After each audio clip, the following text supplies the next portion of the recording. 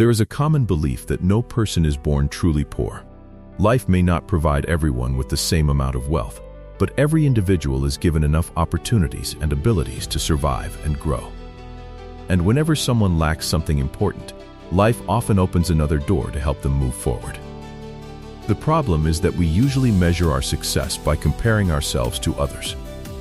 If we have a small amount of money and someone else has much more, we immediately think of ourselves as poor and them as rich. We rarely consider the effort, struggles, responsibilities, or sacrifices behind another person's success. Instead, we focus only on what they possess. Today's inspiring story about Buddha teaches a powerful lesson about true wealth and why every human being is richer than they realize.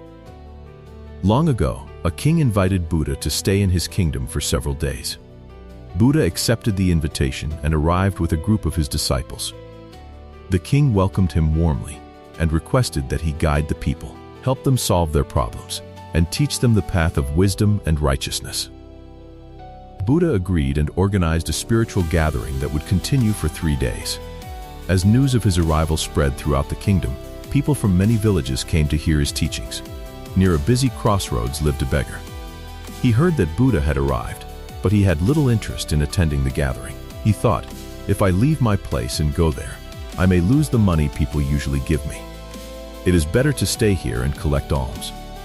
So he remained at the crossroads.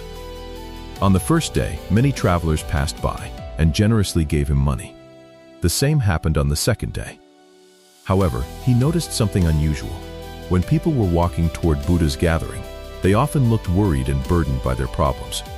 Yet when they returned, they seemed cheerful, peaceful, and more generous than before.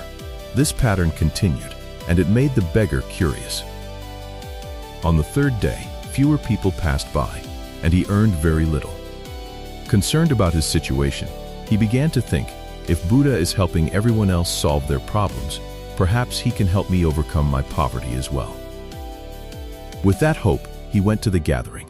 A large crowd had gathered, and he had to wait a long time before finally reaching Buddha. When his turn came, he bowed respectfully and asked, "Master, everyone around me seems happy and prosperous. Why am I the only one living in poverty?" Buddha looked at him calmly and replied, "You remain poor because your life is centered on taking from others. You constantly expect people to give to you, yet you never think about what you can give in return." The beggar was confused. "But Master," he said, "I survive by begging. I own nothing. What could I possibly give to anyone?" Buddha smiled and remained silent for a moment before answering. "You underestimate what you already have. Nature has blessed every person with gifts that can be shared. You have a smile that can brighten someone's difficult day. You have kind words that can encourage and inspire others. You have hands that can help people in need. You have strength in your body and the ability to work honestly. A person who possesses these treasures is not poor." He continued, "Your poverty does not come from a lack of resources. It comes from the way you think. The moment you change your mindset, you will begin to see the wealth that already exists within you.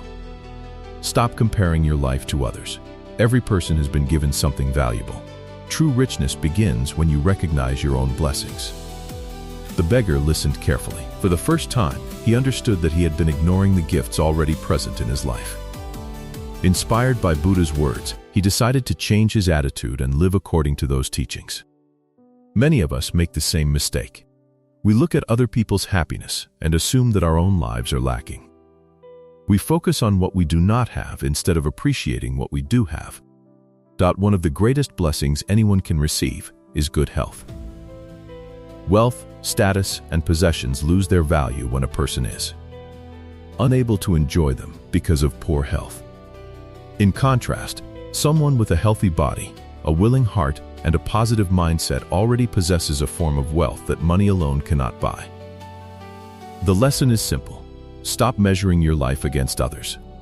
Recognize your strengths, appreciate your blessings, and understand that true wealth begins in the mind. When your perspective changes, your life changes as well.